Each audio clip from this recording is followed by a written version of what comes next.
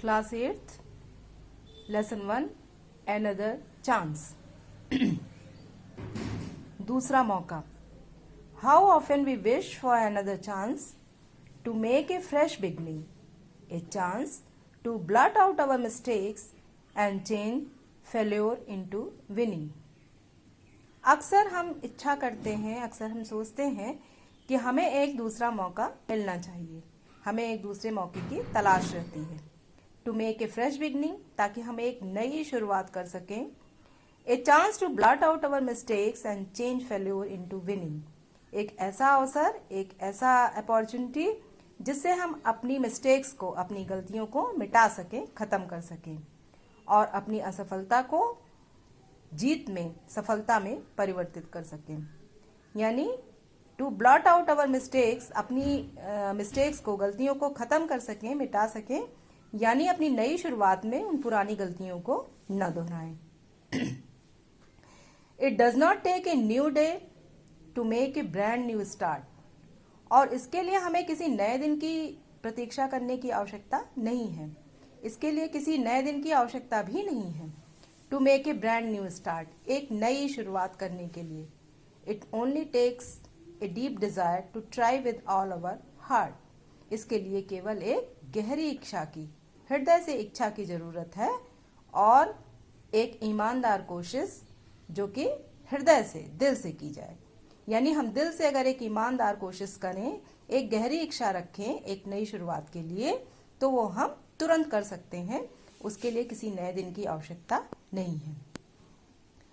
To live a little better and to always be forgiving and to add a little sunshine to the world in which we are living. पहले से बेहतर रहने के लिए, पहले से बेहतर जीवन व्यतीत करने के लिए और हमेशा ऐसे संसार में जहां हम रह रहे हैं वहां पर कुछ नया, नई आशा की किरणें जोड़ने के लिए और दूसरों को क्षमा करने के लिए हम हमेशा तैयार रहें. So never give up in despair and think you are through.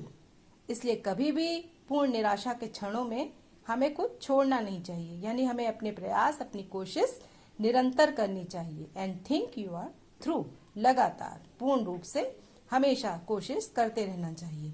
For there's always a tomorrow and the hope of starting anew, क्योंकि हमेशा एक अच्छा कल, एक सुनहरा कल हमारी प्रतीक्षा कर रहा है. और and the hope of starting a new, और हमेशा कुछ नया करने के लिए आशा भी हमारे साथ है. कुल मिलाकर कविता को कहने का अर्थ यह है कि हमें कभी भी अपने प्रयास, अपनी कोशिश छोड़नी नहीं चाहिए, क्योंकि हमेशा हमारे जीवन में नए अवसर आ सकते हैं जिनमें हम नए तरीके से अपनी पुरानी गलतियों को दोहराए बिना कुछ नया करके दिखा सकते हैं. Thank you. कविता का अर्थ जानने के बाद अब हम इसके कठिन शब्दों का अभ्यास करेंगे ताकि हमारा प्रोनाउंसिएशन पहले से बेहतर हो सके और हमें कठिन शब्दों का अभ्यास हो सके. पहला शब्द है, जैसा कि आप देख रहे हैं, ऑफन. इसमें टी साइलेंट रहेगा, यानी टी का उच्चारण नहीं होगा. हम इसे ऑफ्टन नहीं पढ़ेंगे, हम इसे पढ़ेंगे ऑफन. ऑफन मीन्स अक्सर. दूसरा वर्ड है मिस्टेक, गलती. तीसरा वर्ड है डिजायर, इच्छा. चौथा वर्ड है डिस्पेयर, निराशा. और पांचवा शब्द है फेल्योर, यानी असफलता.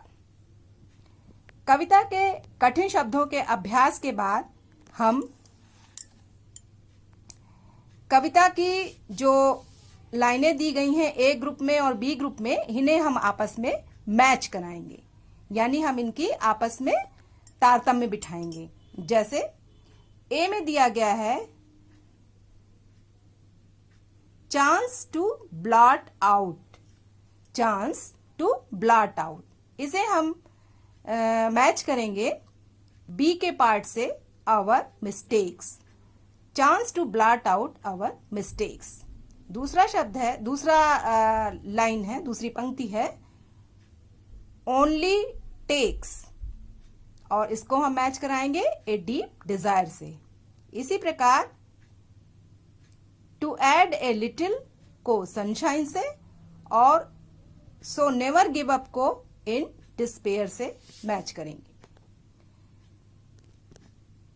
मैच के बाद कुछ एंटोनिम्स दिए गए हैं, विलोम शब्द, यानी जिनके विपरीत अर्थ होते हैं, हिंदी में जिन्हें विलोम कहते हैं, जैसे सक्सेस का फेल्योर, ओल्ड का न्यू, शैलो का डीप, नेवर का ऑलवेज, एंड का स्टार्ट, डिस्पेयर का होप। एंटोनिम्स के नीचे हम देखते हैं कि बहुत सारे राइमिंग वर्ड्स दिए गए हैं, उनके राइमिंग वर्ड्स हमें ढूंढने हैं, जैसे एट का लेट, एट, बेट, ये मैंने लिख दिया है। अगर आपको इसके अलावा भी शब्द मिलते हैं तो आप इन्हें अपनी नोटबुक में लिख सकते हैं। दूसरा शब्द है फेस, जिसका राइमिंग वर्ड है less, race, base. Rhyming words मतलब ऐसे शब्द जिनके उच्चारण करने पर सेम ध्वनि निकले, समान ध्वनि निकले। तो ये शब्द हमने लिखे हैं, आप इनके अलावा भी शब्द ढूंढ सकते हैं। जैसे तीसरा शब्द है चिन, चिन का राइमिंग वर्ड है टिन, थिन, रिन। इसी प्रकार से न्यू, और न्यू का जो है फ्यू, च्यू, क्यू, और इसके अलावा भी हम बहुत सारे शब्द लिख सकते हैं या ढूंढ सकते हैं।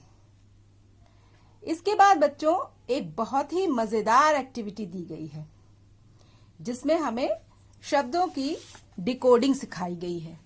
हम जानते हैं कि इंग्लिश अल्फाबेट में 26 वर्ड्स हैं, ए से लेके जेड तक 26 हैं, और हम हर लेटर को एक संख्या प्रदान करते हैं, जैसे ए के लिए 1, बी के लिए 2, सी के लिए 3, डी के लिए 4, ई के लिए 5, और इसी प्रकार जेड के लिए 26।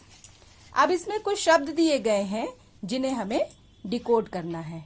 मैंने आपके लिए डिकोड कर दिया है, लेकिन आप इसको फिर से और शब्दों को बना करके इस तरह की मजेदार गतिविधि कर सकते हैं। जैसे इसमें दिया गया है 14, 5, 22, 5, 18। अब अगर इन्हें हम जब डिकोड करेंगे तो 14 पर हमें N मिलेगा, 5 पे E, 22 पे V, 5 पे E और 18 पे R, यानी इससे वर्ड बनेगा नेवर। इसी प्रकार से 7, 9, 22, 5, इसमें भी 7 पे G मिलेगा, 9 पे I मिलेगा, 22 पे V मिलेगा और 5 पे E मिलेगा, और शब्द बन जाएगा गिव। इसी प्रकार 21, 16 पे अब बनेगा, 8, 15, 16, 5 पे होप बनेगा, 9, 14 पे इन बनेगा, 4, 5, 19, 16, 1, 9, 18 पे डिस्पेयर बनेगा। इसको हम और मजेदार बनाने के लिए इसमें से बहुत सारे संख्याओं को लिख सकते हैं और उसमें देखते हैं कि हम कोई सार्थक शब्द बना पाते हैं या नहीं। इस प्रकार आपका ये पाठ पूरी तरह से समाप्त होता है, और मुझे आशा ही नहीं विश्वास भी है कि आपको इस पाठ को पढ़ने में हमेशा की तरह बहुत मजा आया होगा। Thank you.